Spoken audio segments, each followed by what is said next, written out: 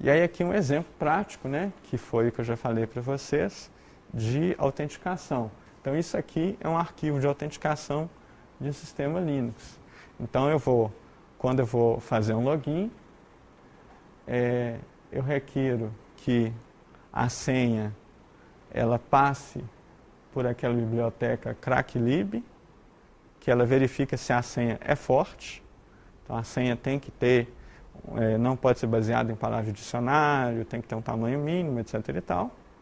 E aí eu tenho um número máximo de tentativas, 3, um tamanho mínimo de senha, de 6 caracteres, certo? Depois eu tenho uma outra linha, que ali, ó.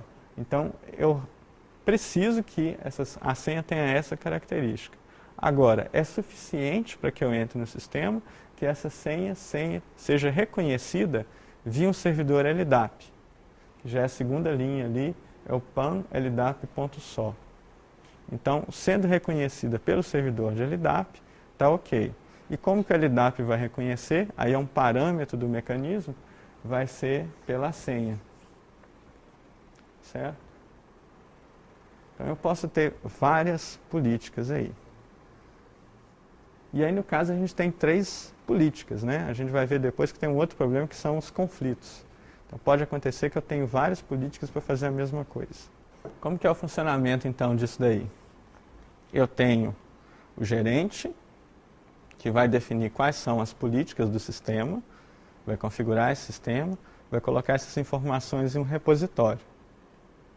E aí a gente vai ter os pontos de decisão que vão pegar essas políticas, vão olhar o sistema de acordo com os eventos que estão vindo e vão reconfigurar o sistema, certo?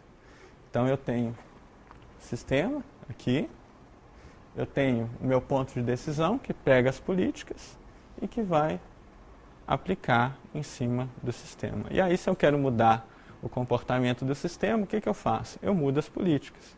Eu mudo a informação que está no repositório de políticas. Então, basicamente, esse sistema ele pode mudar a sua operação durante o tempo, desde que você modifique as políticas. E aí existem várias teorias, por exemplo, tem sistemas baseados em políticas, em que você pega uma regra de negócios, então pega um SLA, pega um SLO, e deriva as regras a partir do SLA, a partir do SLO. Certo? De forma que aí você tem um processo mais automatizado. Bom, quais são as vantagens disso daí? É um sistema que é fácil de implementar, né? Porque tem poucos componentes. É uma coisa simples da gente pensar, de fazer. Eu não tenho que aprender, por exemplo, a nova teoria, eu não tenho que fazer um curso de teoria de controle, eu não tenho que aprender o que é o ponto de equilíbrio de Nash. E é muito extensível, então eu posso fazer o que eu quiser aí dentro, desde que eu defina os eventos que vão acontecer, que eu tenho mecanismos com vários parâmetros que aí permitam que eu faça o que eu quero. Então é muito fácil para uma pessoa, para um programador, você cria o seu mecanismo, deixa vários parâmetros livres e aí vai configurando os seus parâmetros. Então é muito fácil de ser feito. Agora, o problema é o seguinte: a geração das políticas. Então, como que eu vou garantir que eu tenho todas as políticas necessárias para que o sistema seja autonômico? Certo? Como que eu vou garantir que essas políticas estão cobrindo todos os casos possíveis e imagináveis de operação? Outra coisa também, como que eu vou definir que não existe conflito entre as políticas? Então, eu defino uma política hoje, um outro administrador define uma política amanhã, e aí elas vão conflitar. Por exemplo, eu quero maximizar o desempenho, então eu retiro todos os módulos que são desnecessários, eu acho que o módulo de segurança é desnecessário. Depois vem outro cara e fala, olha, eu quero segurança máxima, aí enche o módulo de segurança. E aí, qual política que vai ser executada? Qual que é a mais importante? E aí eu tenho que começar a criar sistemas de prioridade, eu tenho que criar sistemas que identificam conflito entre políticas, resolver conflito. Então, o sistema básico é muito simples, mas depois quando você começa a escalar, quando você começa a ter muitas políticas, ele começa a ser problemático nesse gerenciamento das políticas. Porque aí você tem várias situações de conflito e situações não previstas. Okay? E aí imagine, você pode aplicar uma política em cima da outra, em cima da outra, em cima da outra, e o que você achava que ia acontecer não vai acontecer porque tinha uma outra política que você não sabia que existia, que está sendo executada também ao mesmo tempo. Então isso complica um pouco as coisas. Mas existem várias situações que isso é utilizado, como por exemplo, existe um sistema que é o OpenFlow. O OpenFlow é um roteador altamente configurável. O roteador, basicamente, você pode programar para fazer o que você quiser.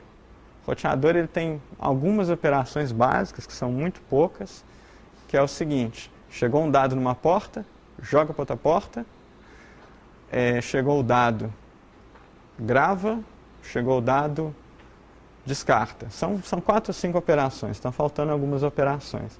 Mas aí ele tem essas operações básicas, mas aí chegou um dado numa porta, joga para outra. Como que eu vou definir para qual porta que eu vou jogar isso? Aí eu utilizo políticas. Eu defino um conjunto de regras, então olha, se o campo tal do cabeçalho IP for esse, se o campo tal do cabeçalho MAC for aquele, se o dado tiver tal tamanho, aí eu jogo para tal porta. O que resulta então é que aí eu tenho um sistema que ele pode fazer o que eu quiser. E aí, esse roteador, então, ele vai ter essas políticas que vão definir como que ele vai funcionar. Ele vai estar ligado em um controlador que vai guardar essas políticas. E aí eu posso criar um sistema adaptável, um sistema autonômico, como? Eu mudo as políticas. Então, eu fico observando o que está passando na rede. E aí eu posso utilizar outras técnicas, né? Eu posso, por exemplo, utilizar um sistema aqui de inteligência artificial lá no controlador, que está vendo o que está passando e aí muda as políticas que estão lá dentro. Certo? Então, nesse caso aí, estão vendo que eu já estou misturando um pouco, eu estou falando um sistema que usa políticas e está utilizando uma outra técnica, para quê? Para poder derivar as políticas. Porque não existe nada no sistema baseado em políticas, não existe uma teoria que me permite te falar assim, não, agora eu uso essa política, agora eu uso essa política, agora faz isso, agora faz aquilo. Bom, agora vamos dar uma olhada nesses métodos em geral. Como que eu posso classificar, como que eu vou usar isso tudo. Então, eu falei alguns métodos, vários métodos, né? E ainda tem mais. Então, por exemplo, vejam que eu não falei nada de inteligência artificial. Então, tem vários outros métodos de inteligência artificial que a gente pode aplicar. E muitas vezes o seu problema pode ser tão simples, tão fácil de resolver, que às vezes você pega o valor de entrada, valor de saída, pega os valores de entrada, valor de saída, faz uma regressão polinomial e resolveu o seu problema. Então, até uma regressão polinomial pode ser um método de decisão autonômica. Depende muito do problema que você está resolvendo. Mas aí vem aquela questão, ok, tem esse tanto de método, qual que eu vou utilizar para resolver o meu problema? Eu estou começando agora a definir um sistema autonômico e eu quero ver, ok, qual que eu vou apostar? É lógico, né? Vai depender do problema que vai ser abordado, vai depender dos seus conhecimentos do problema, vai depender dos seus conhecimentos da técnica. E o que é esperado desse modelo? Então, por exemplo,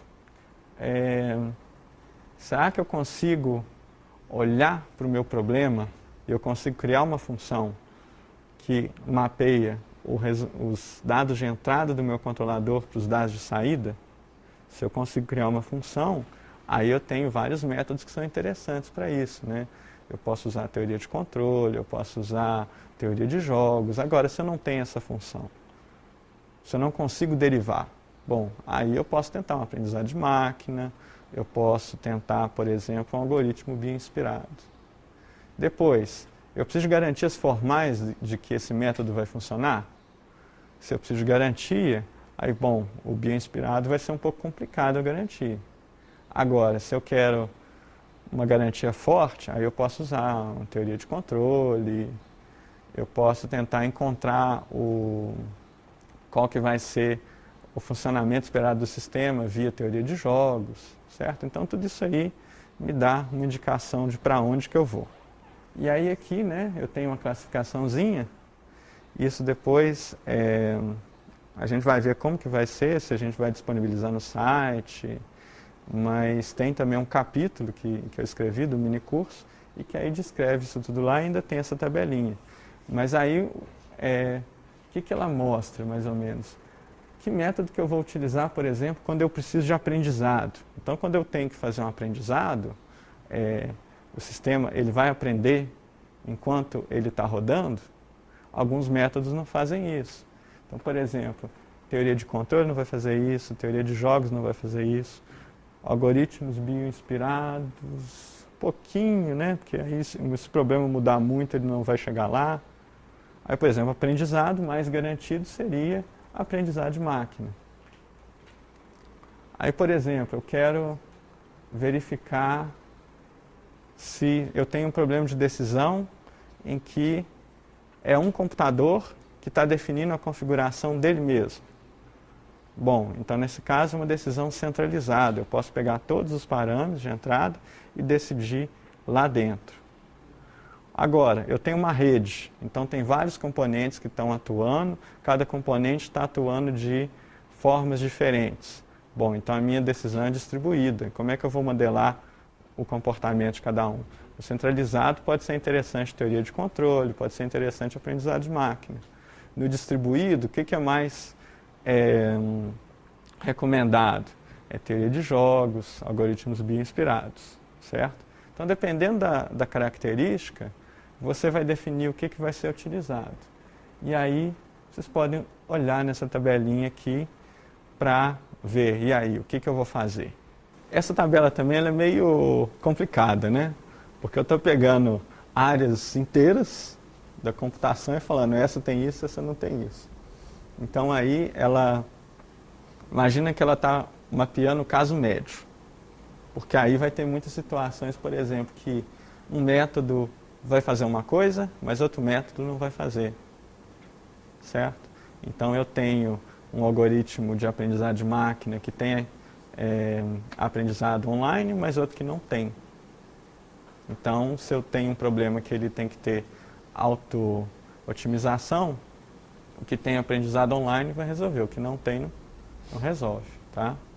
Então, aí, por exemplo, do algoritmo específico, do RNA, aí tem que ver aqui qual que ele está caindo, mais ou menos, de acordo com a classificação. Mas é só realmente para ter uma ideia. Para você olhar e falar assim, bom, beleza, eu tenho todas essas técnicas aqui, qual que eu vou utilizar para uma pessoa que está começando. Mas aí se você já conhece a técnica, já sabe como utilizar, já sabe como, por exemplo, não, ela não é legal para isso daqui, mas se eu mexer assim, assim, assim, eu consigo aplicar. Aí de repente, eu estou falando aqui que o RNA ele não funciona, mas funciona porque olhando a técnica específica, não olhando a família, ele funciona. Falar então de verificação e validação. Porque ok, montei meu sistema, fiz a minha especificação. Agora, o sistema autonômico, ele tem que ter certas garantias, né? Não basta só implementar. Porque se eu estou montando um sistema autonômico que ele vai funcionar em situações críticas, eu quero garantias de que ele funcione com uma probabilidade alta ou para um certo conjunto de casos, que isso tem que ser feito. Okay? E para isso a gente pode utilizar, por exemplo, sistema de verificação formal. E aí a gente vai olhar um pouquinho essas questões de verificação formal e outras técnicas, mas principalmente questão de verificação formal. E basicamente, então, verificação é um tópico antigo, já deve ter mais de 20 ou 30 anos, só que é uma coisa que a gente vê que não é muito utilizada no mercado, não é muito utilizada mesmo na academia, apesar de ser extremamente importante. Então ele é pouco difundido e aí são alguns dos problemas que a gente tem na área por ser uma técnica pouco difundida, acaba que não é muito empregada e as pessoas até têm uma dificuldade grande de utilizar porque não conhecem isso daí. Mas é vital, porque não só na questão da computação autonômica, mas se vocês pensarem que atualmente tem computador em tudo quanto é lugar, computador no avião, computador no celular, em vários sistemas, a gente tem que garantir que eles funcionem bem. Então eu não posso fazer um programa que vai rodar em um sistema crítico da mesma forma que eu faço um programa que vai rodar no meu computador. No meu computador, se ele deu pau, eu fecho o programa, executo de novo.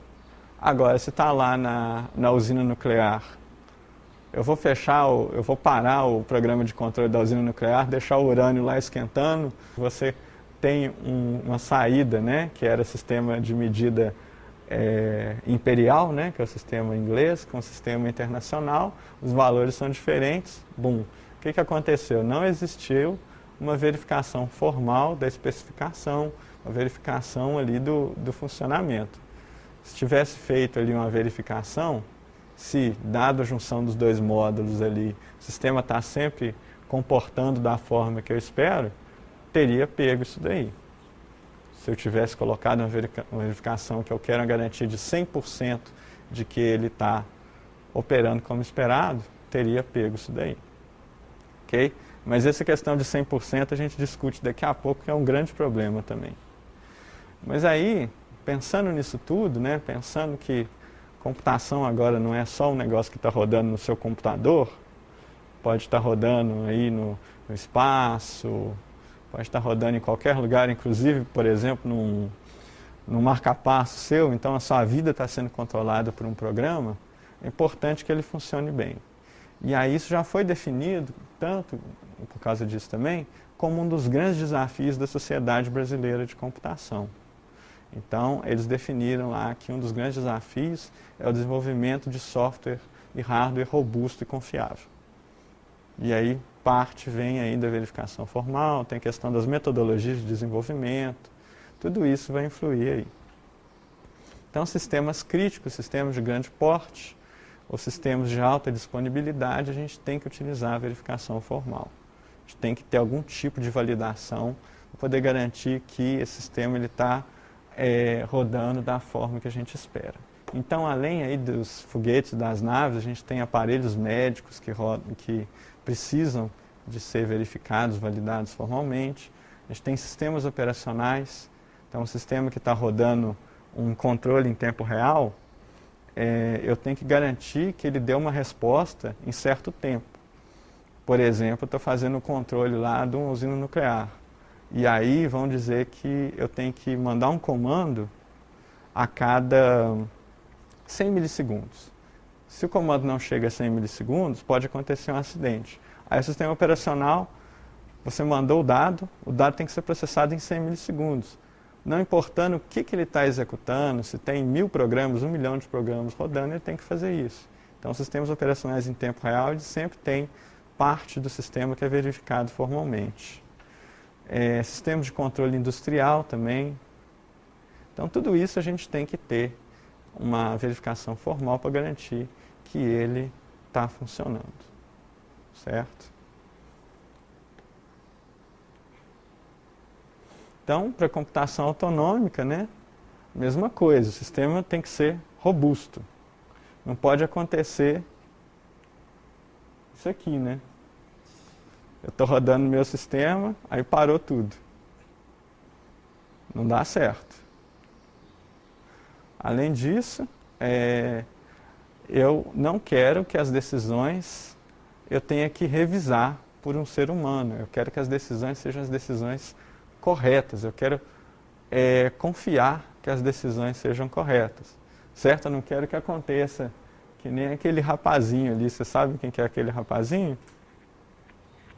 É o HAL, do Odisseia no Espaço, que era um computador que controlava uma nave espacial, e aí ele ficou doido, resolveu que os humanos estavam tramando contra ele. E aí ele tentava de tudo matar os humanos para que ele não fosse desligado. Isso a gente não quer que aconteça, né? A gente quer que as decisões do computador sempre sejam as melhores, tendo em vista, vamos dizer assim, o que a gente espera que ele faça, né? Certo? E além disso, a gente precisa de garantias, né, de tempo de tomada de decisão. Então a gente não quer que a decisão demore muito, né, para acontecer, por exemplo, um acidente.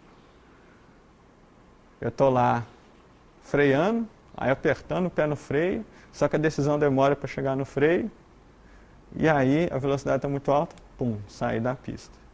Então tudo isso a gente procura utilizar a verificação formal para, dado um conjunto de restrições de funcionalidade, então o sistema está executando da forma que eu queria, ele está tendo a saída que eu esperava, que aí são de funcionalidade, mas a gente tem também questões não funcionais, de desempenho, de disponibilidade.